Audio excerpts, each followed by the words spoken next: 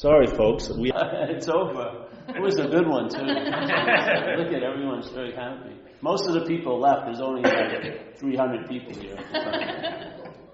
They all paid, and then they got what they needed.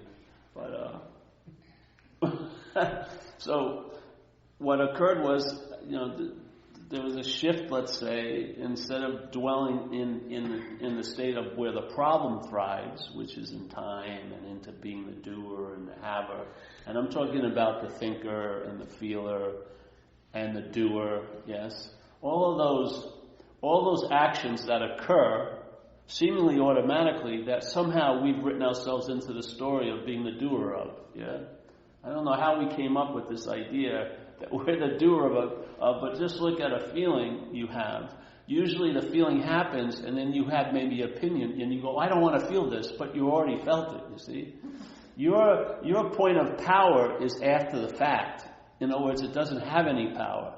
Something provokes and produces an event, and then you're an afterthought that says that it precedes the event, and that somehow you should have had some control over what happened, or you should have known better, or doing this and doing that. But that's an insane view based on a false assumption. You're an afterthought. Yeah.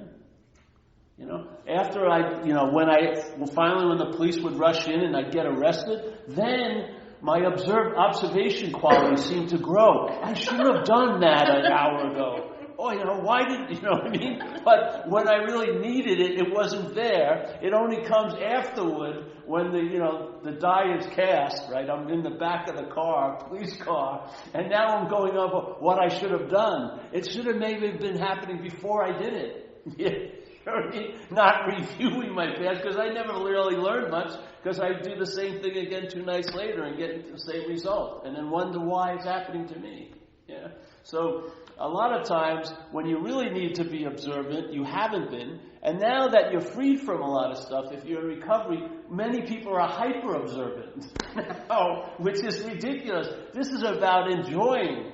When you're gonna fall in a hole at any minute, then there's vigilance is necessary. But when the holes have been paved over, there's enjoyment.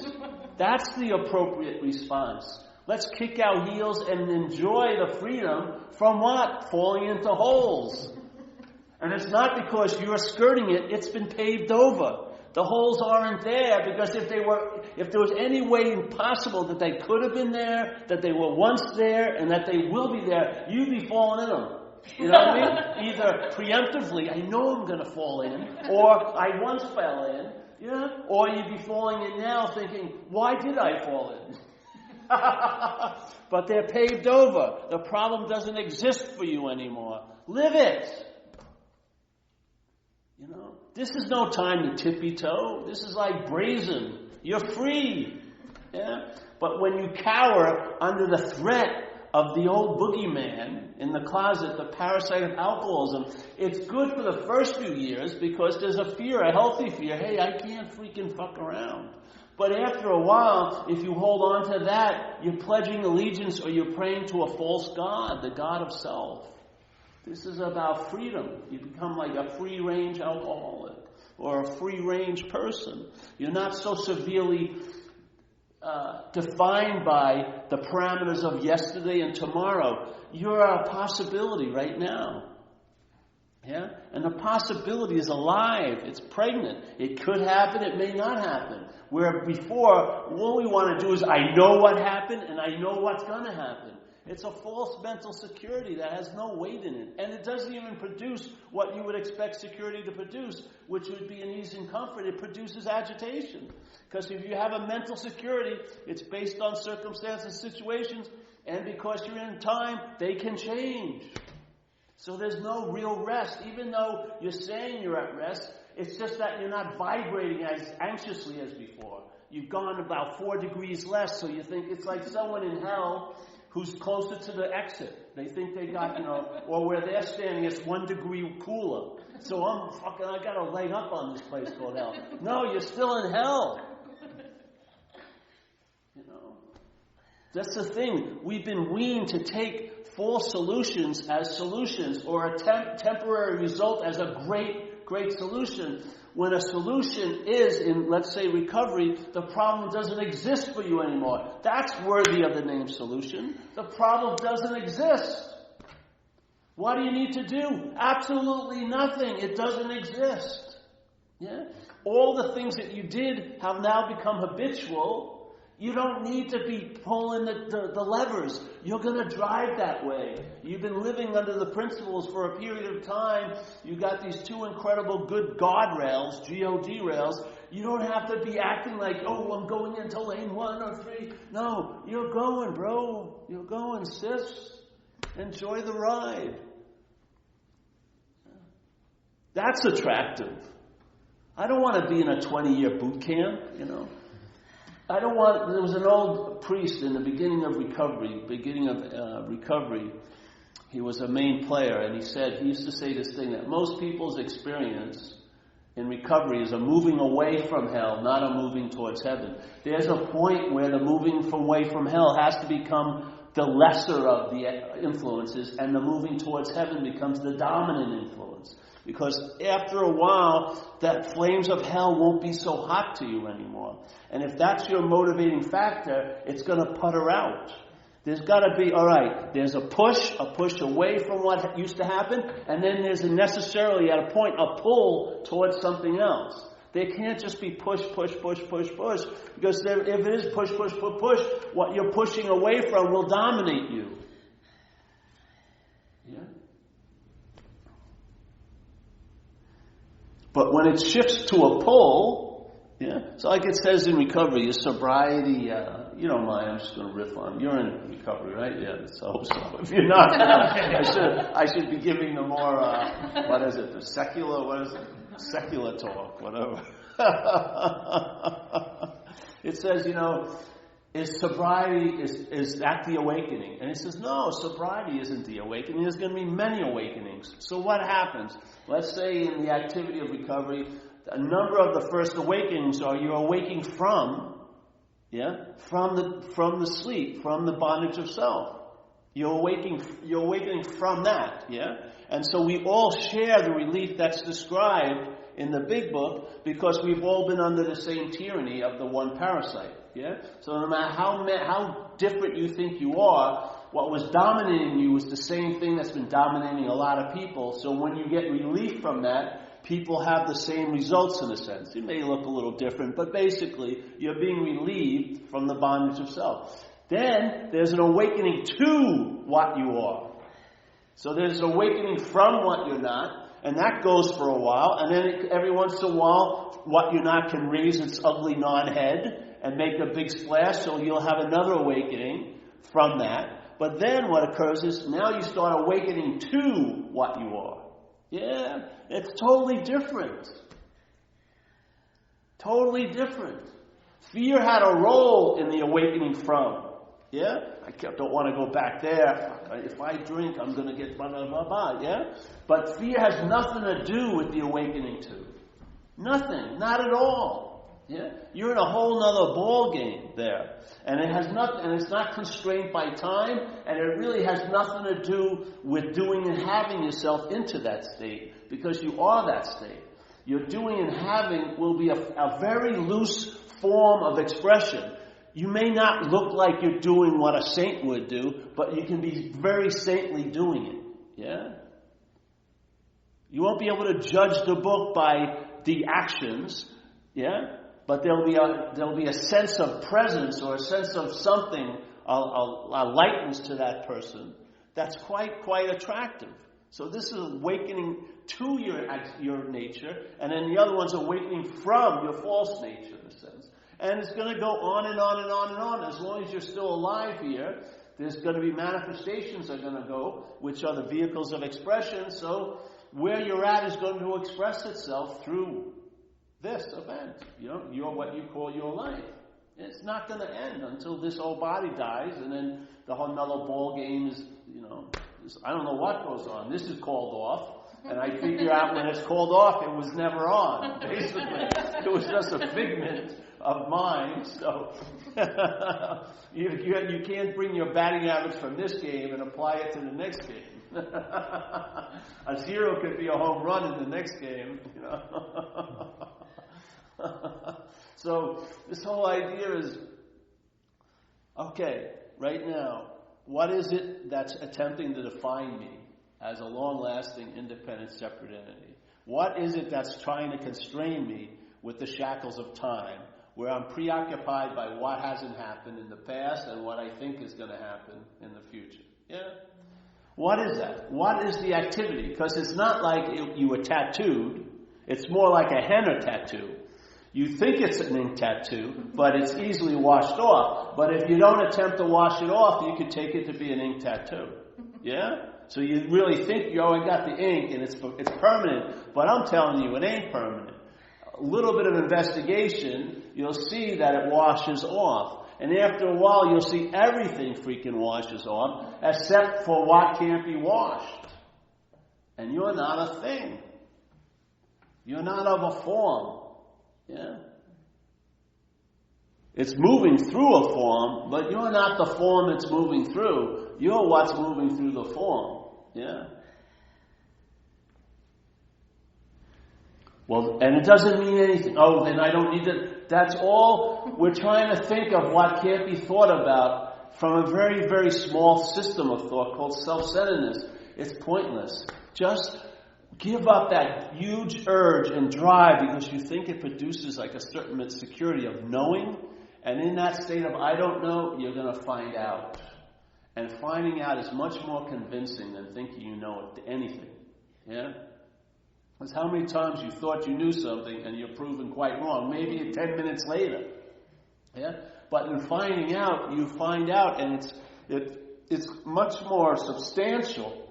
So it becomes a solidity that has no solidness in it. It's not a thing, but it becomes very solid. Yeah? It's almost like, for me, it became an unspoken yes. There was a recognition of an aspect of mine that informed me or informed this event that, yeah, right? And it felt like it was prior to all knowing. It was like a knowing that was prior to all the knowing I'd been doing all these years. It was prior to that. It just I had never heard that note, but when I heard it, I knew that was the only note. But I had never heard that note before, but when I heard it, I knew it was the only note. Yeah? That's the baseline. Everything else is just static, you know? But the baseline is like, yeah. So here, what happens then? Okay, if the sense of self is in place, you'll think that's a tightrope that you're going to get on, and in a linear story, you're going to walk the tightrope and get to a better place. But as that thing that's walking the tightrope, the revelation is you're not that. Yeah? You're not playing the bass line. You don't have to get up on the tightrope. All you have to do is entertain, hey, I'm not that, and now you're going to find out what you are. Yeah? Not just through this, but by looking, by hearing, by seeing, by tasting, by seeing others, and you're going to find out what you are. Yeah? Because now you know what you're not. And you're not that which is saying I'm the doer. You're not that which is being implied by all the thoughts as I'm the thinker of this, I'm the feeler, I'm the doer. You're not that which believes it's the feeler. You're not that which believes it's the seer or the hearer or the taster or the toucher. You're not that. That's all you need to know. Hey, I'm not that. All right? I'm willing to, hopefully, if it suspends, I'm willing for a suspension of belief in that. Let's see what goes on. And then you'll know the tree by its fruits. If you take a step and a stair appears every freaking time, you're onto something. That doesn't make sense here. It's not this, therefore that. It's this. Yeah. Yeah. And then that's that. Yeah. And so all the little maneuverings that you think are going to add up into some giant leap of man or woman, you realize that, what you truly are looking for is what's looking. There's no need to go anywhere to find it. You're right there wherever it is. Yeah, like there was this thing in one of the recovery books that I really thought was trippy. It said, begin where you are. I said, well, what other options are there? But it sounded so profound. Everyone's going, oh, Yeah, because we believe we're not here. We believe we can be somewhere else than where we are. So it seems like from where I am, which is seemingly way far from where I am, how am I going to get back to here is obviously I'm going to do something and hopefully get something and have something, and I'll find exactly who I think I am here. Yeah? But this is a much quicker method. You cannot be out of the moment. So there's no need to get in it. All that, what?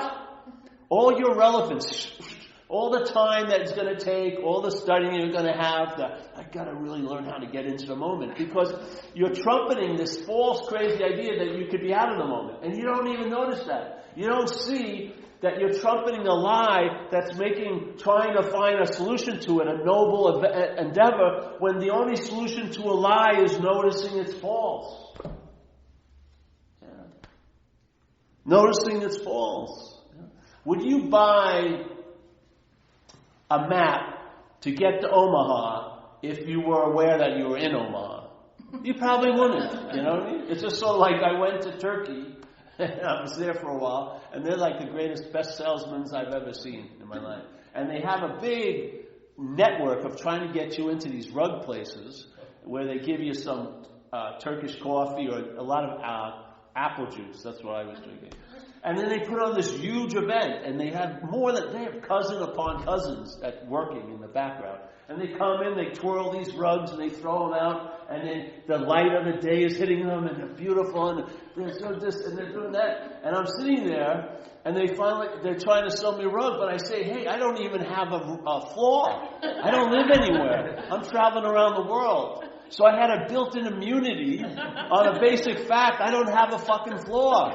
I don't care. You're great. If I had one, I'd probably buy one, but I don't. 3 hours. And they said, well, we can pack it up. And then come on. God, I'm going to get one knapsack is just going to have a rug in it. Give me a break. You know? I'm immune to all of your little embellishments and fancy things because I don't have a flaw. This is the kind of immunity that you get when you're not the thinker of the thoughts.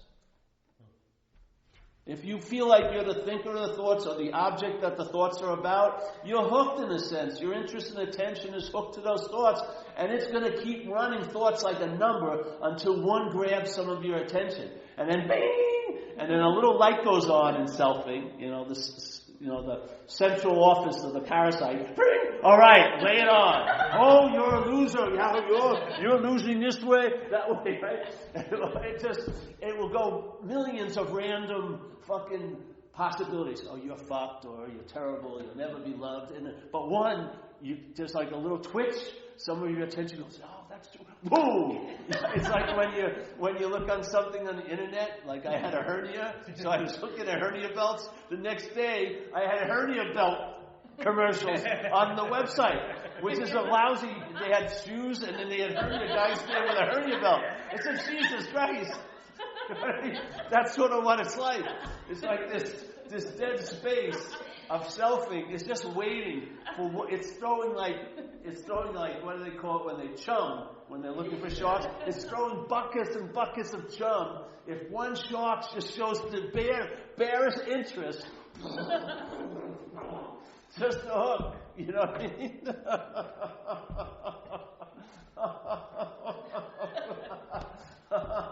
And after a while, if you haven't bought it, but it keeps spinning.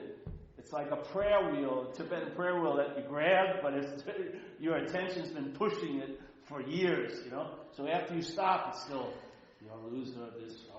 These terrible things are going to happen. You'll be destitute.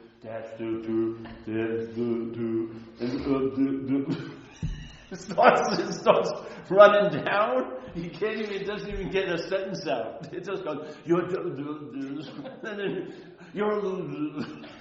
It's trying to hook you, but the tape is so worn because you haven't bought it. And then finally you hear, fuck it. You're free.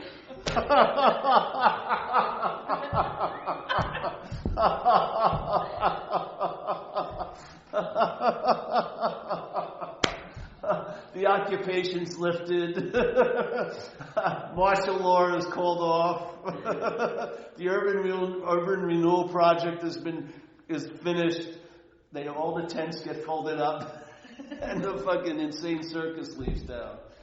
Man, and then you're fucking happy, joyous, and free. You know the word serenity and you understand peace. Yeah. Things that seem so mystical and so paradoxical seem to be actually the way things really work. I was just trying to take what really works and fit it into a failed thought system. So what could it do with miracles? Paradoxical, you know. How can you have it by giving it away? That's how it fucking works. Yeah.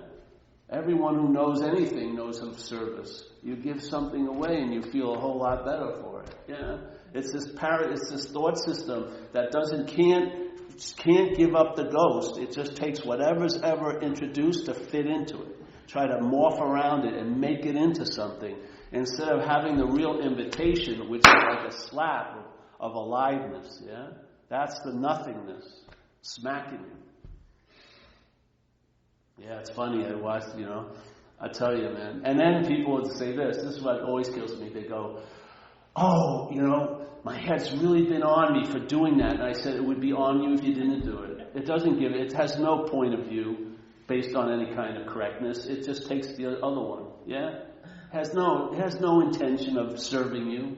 It wants to serve you like that Twilight Zone where they found that the space people came, those huge guys, and they saw a big book and it said to serve man. And then they were doing like little miracles. So all the people were going to go to their planet. And then this linguist got in touch with the scientist who was already on the alien spaceship. He says, I just figured it out. It's a cookbook to serve man. They're going to kill you all. That's sort of what it's like. Listen to me, Paul. I know what to do. No. Yeah, I used to run in alleys from the cops, which was not successful. There was no way out. I'd run. Oh, I'm getting away. Look at what you rely on. If it has a lot of excuses, rationale, and blaming, it's a failed system. If it could deliver the goods, it wouldn't need any excuses, wouldn't have to blame anyone, it wouldn't have to rationalize why it didn't deliver the goods. It's a failed system. It's called self-centeredness, yes?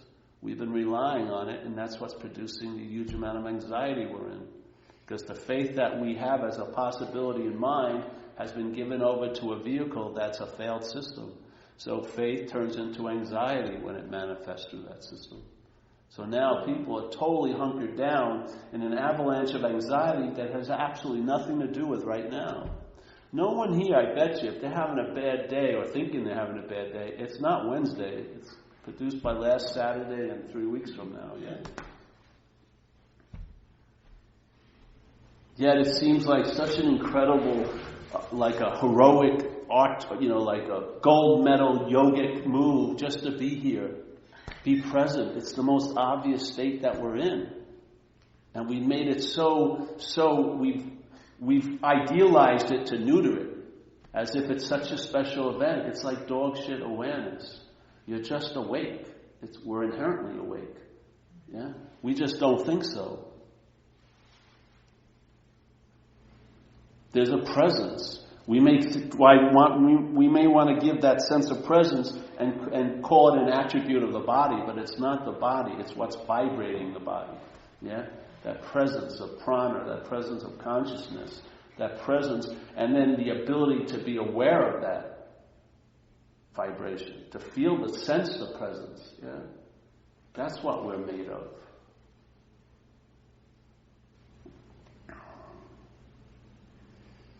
But you don't get there. I don't find it works well to try to get there. I don't think it works to try to start looking for yourself, because you'll be looking for yourself from self. Self can't get out of self, obviously. You can't use the Buddha to seek the Buddha. You can't use mind to seek mind. It will fail miserably. You can do it for eons and nothing will happen, as a great Zen master said. Trying to do what to it for us, save us time. Yeah, so we don't go down those. There's tried and true mistakes or false assumptions or illogical logics that all of us go through when there's the possibility of turning away from what we're not.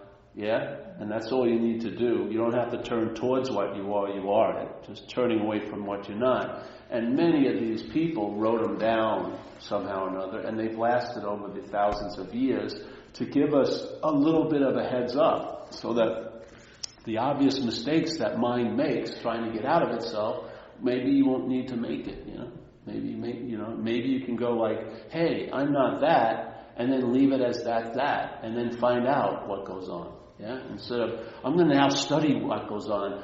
You're the experiment. The best way to study it is while it's going on in you. Yeah? So then you can sit here with certainty and say, hey, there is a solution. Yeah, there is a solution. And from the solution's point of view, the problem is truly mental and imaginary. Yeah. From the problem's point of view, there needs to be a solution. But from the solution's point of view, there is no problem. So when the solution becomes more dominant than the problem, the solution goes too, because there's no need for it. That's the greatest solution. So exactly how you've been and how you showed up here is exactly what's needed. The recognition of your own nature by realizing what you're not. Yeah. And all the selfing does, it's an activity, a mental activity. I like to use the word selfing because even to call it a self is giving it too much credit, because you're crowning it with thingness, and it's not even a thing. It's an idea that's lodged or gets its meaning from identification as a thing, but it's not a thing. It's not the body. Yeah? So this idea of selfing, it's an activity. And so what does it do? The first movement of selfing, I would say, in manifestation is to claim. Yeah. So what is that? What do I mean by that? Okay. Consciousness is in contact here. You're seeing, hearing, feeling, tasting, touching. Yeah? The 5 gates. You're engaged. And then you're engaged in the mind. There's thoughts are being heard. Yeah? Noticed and heard. So there's like 6 gates. So that's what's going on. That's the basic state here. Conscious contact. Yeah? All right. So what happens is then there's a thought. Then a mental process happens after the fact. The conscious contact occurs first. They're seeing, yeah? And then a mental process shows up, which is the selfing, that claims to be the seer. So it's happening in front of the camera, but when it's happening, it's implying that it's behind the camera. So you become the one who's conscious. You become the one who's doing everything. You become the one who's seeing, feeling, tasting, touching. Yeah? So now it's taken away the biggest threat, in a sense, for its supremacy, which is the conscious contact. Yeah? So now you've already neutered that by thinking you're the one who's conscious. Now the consciousness, which is a state, now becomes an attribute you can have or not. See, by the claiming of it. What's a state becomes an experience. Oh, I was really conscious today. But to get that contrast, to feel like you were really conscious, there's also got to be a feeling like you're really unconscious. Yes? So they go hand in hand. Because in manifestation, everything splits into sort of twos. Right? Yes, no, high, low, yin, yang, close, far, connected, disconnected. So that way, we get a sense of having an experience because of contrast and then comparing and stuff like that. Yeah? So, all right, so there's the movement, the selfing. So let's say it takes itself to be the thinker, right? So now, when thoughts are being seen, not prior, but after, but the feeling like it is prior is that you're the thinker. It's a thought itself, but now you don't notice it as being hatched. It seems like it's always there because it's not a thought anymore, it's a thinker. Yeah? You're now a thing that's doing something. Yeah? So now the feeling of being the thinker, and every thought is held that way, that these thoughts are mine or they're about me. Yeah? So now the thought system is facilitating the bondage of self. So the selfing, the goal of selfing is the feeling of being a self. It's not selfing isn't the goal. Selfing is just an activity, but what it wants to produce is a sense of being a self. Yeah, and it wants to produce it so the mind will forget its nature in a way and take on this false nature of being a body and a linear story, action figure. I was born, I'm going to die, I'm this body. This is how I look, I grow my hair, all this stuff. So here, all right. So now the thought system is facilitating the bondage of self. Yeah? So the thoughts are saying, you're the doer, you did this, you did that, you did it, you're going to do it, all this. It goes on and on and on. Okay? That's not enough for it. Thoughts wouldn't really hold it too strongly. You would wake up pretty easily. But now it also uses the feelings, which are rooted with a lot of emotions, and now you're the feeler. Now this is cool because now it takes a thought and wraps it with a feeling, which is much more convincing than just a thought. Yeah? And if it was just a feeling, it wouldn't be an indicator or a pointer to anything. It would just be a feeling, just energy. But now there's a thought to point to. I'm having this feeling. Yeah? Yeah. So now it's using the thoughts and the feelings to facilitate being the feeler and the thinker. So now, man, you're having lots of feelings all day. Most of them are even going unnoticed, but not to the self-thing. And there's a whole lot of thoughts that are going unnoticed, but not to the self-thing. So it's using these, and this is just two. We can talk about more, but once you get the principle, you'll see it. You'll see how the network can work. Yeah? So here it is. So there's two systems, thoughts and feelings. Now you're having 70,000 thoughts a day, and if all of those thoughts are held as being about you or you're the thinker of them, that's a pretty strong reminder, almost like all day. Yeah? Not too many seconds will go by where you're freed from that. And the ones that go by, they're taken to be speed bumps because the emphasis is on the thought, not the space between the thoughts. Yeah? That's what we are, but we're not emphasizing that. That selfing is emphasizing the thought and the feeling, not the space that's holding the thought and the feeling. Yeah? So here it goes. So this is how the bondage of self continues all day. That's way, and then what the best you can do in this state is to have an experience of being out of self, only to return to the experience of being in self. And it can go so fast in a day, 10 o'clock in the morning, you feel like you're out of self, and you feel pretty good. 10:04, you can be up the ass of self again, as an experience.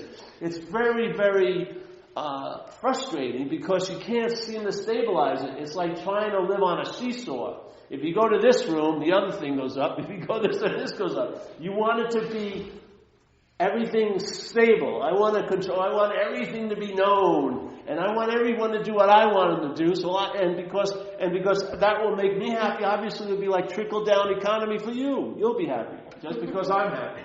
Yeah, these are just absurd, insane ideas that have gotten a lot of time to grow in this insane, crazy petri dish of selfing.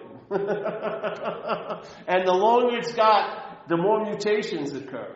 As you can see, neuroses go crazy. I think when they first had mental health things, it was like 11 mental diseases. Now they have like 530.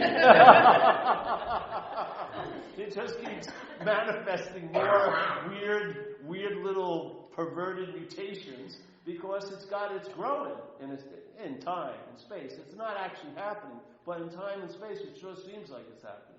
So what would happen if you saw that was a movement that you weren't doing? The selfing is just a movement, but you're not the doing of it. So that's what happens. People call me and they got a little bit of information, and they call me and they go, Paul, I've been selfing all day. That's not it. The feeling of being the one who's selfing is the product of selfing. See? Once the emphasis goes on the selfing and the product's made, the selfing loves that. Because now the product's already cooked. You're actually thinking you can prevent it. It's done. You feel like a you. And it's just going to riff on that. It's fucking incredible. You know what I mean? The same voice that was talking to you when you were using is the same voice that's talking to you now. It didn't get interrupted by getting sober. It just regrouped. Had to take a different tact. You know what I mean? Seriously. So the parasite isn't disturbed by what you're doing and having. It's disturbed by who's doing it. Yeah? Finding out who is the doer here. Who is the thinker? If you're not the thinker, maybe you'll lose interest in the thoughts. I found that to be true.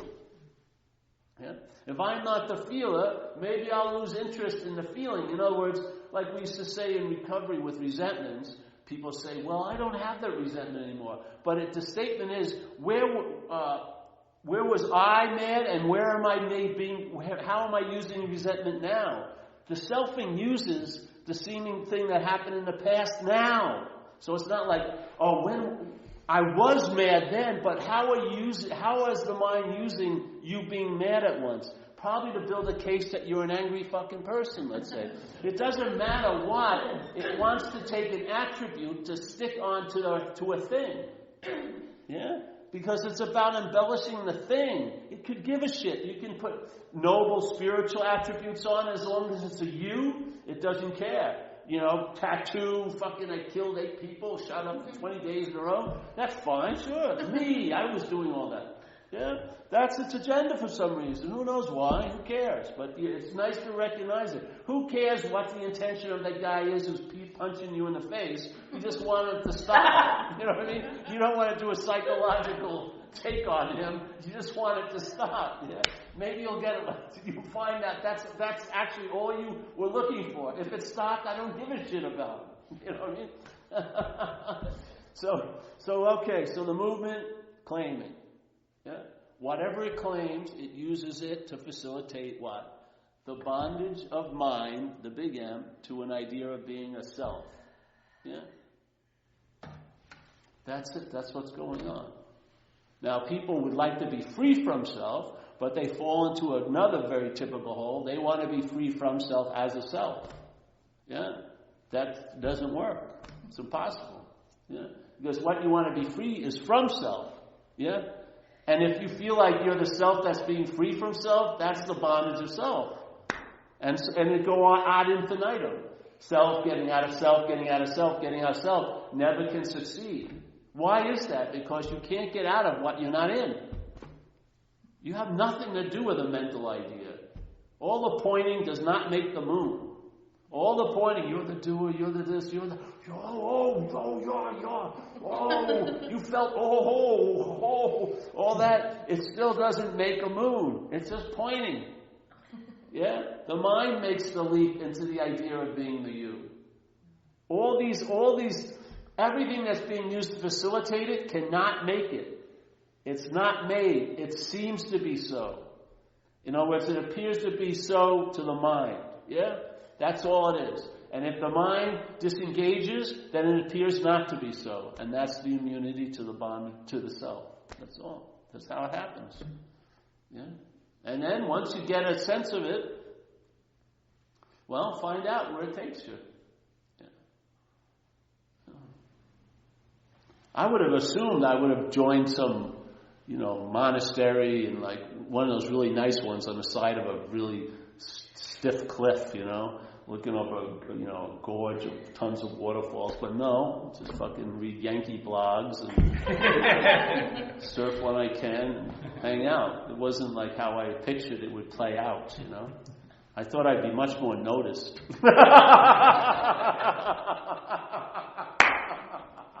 I think I'd have some nice outfits, a matching leisure suit or something, a robe or something. Maybe an Indian name I picked up along the way. None of that happened, just sort of, there's Paul Hedderman, the guy's fucking crazy. Non-self Paul or fourth step Paul. I have all these names I picked up over the years. I'm at a meeting and they bring up the word self, everyone starts looking at me. Some profound thing. It's like a performing animal. Oh, come on, let's hear it.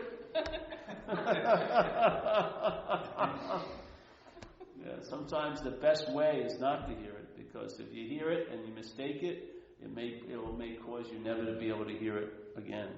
Yeah. People come to an idea. Look at what it does in recovery. They go to one meeting and they think they know what AA is. It's unbelievable.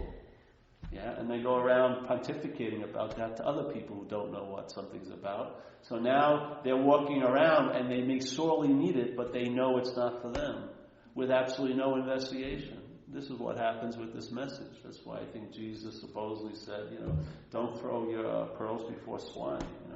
Nothing to do with the swine, it's the pearls. If you throw them in front of the pigs, and the pigs take them to be something else, when they really, really could be open to them, they may not investigate it because, oh, I heard that, non-duality.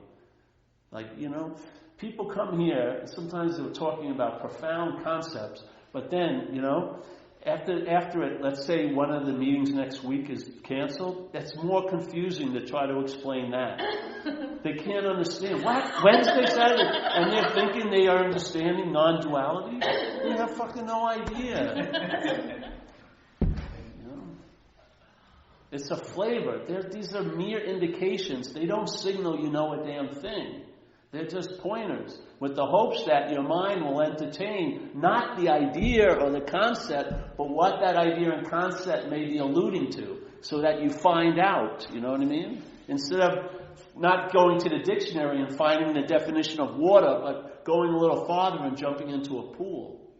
Much, much different. So this is just this. This is a simple invitation and a message. And the message can be repeated. Actually, I recommend it.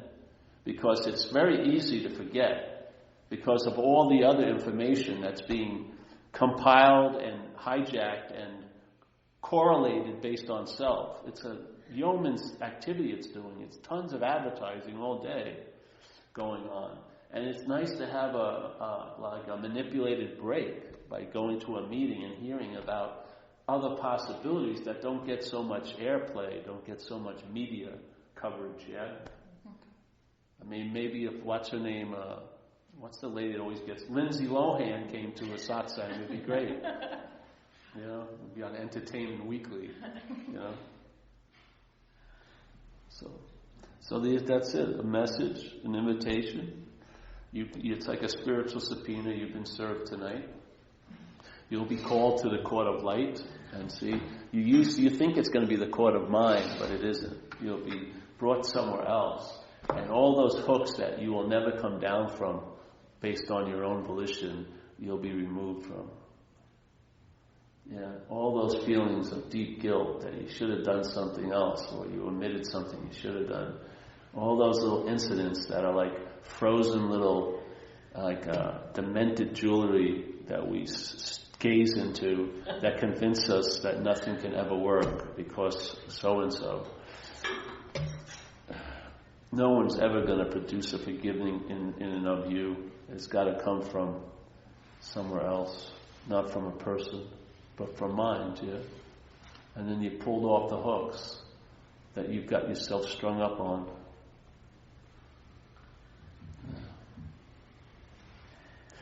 It's cool, man. I tell you, I thought my head had an airtight case against me.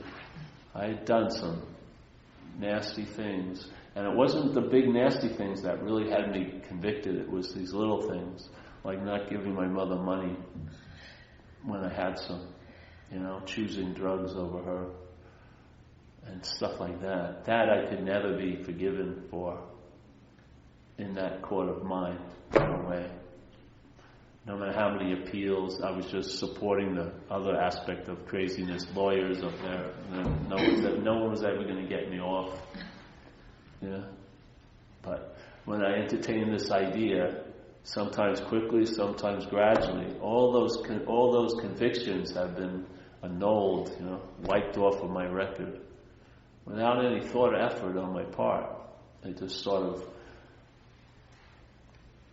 lost interest in all those cases, and the statute of limitations went way past, and I made all the amends I needed to make. I cleaned up my side of the street, and there you go. Like I said, when someone would get me, like a surprise amend, I would look at them with all honesty and say, I would have done what I did to you to anyone else unless you could physically stop me. So it was never personal. I was just driven by a parasite, and that's what I was going to do. And here's your money or whatever, and I intend not to do what I did with you ever again. So that's it. It's the best I can do. If you want to try to rake me on the coals, I don't have time for that. It's over. I've made my amends, and I'm going to free range it, baby. But you did this to me. Hey, if you want to build an altar on it, great. But I'm not worshiping there anymore.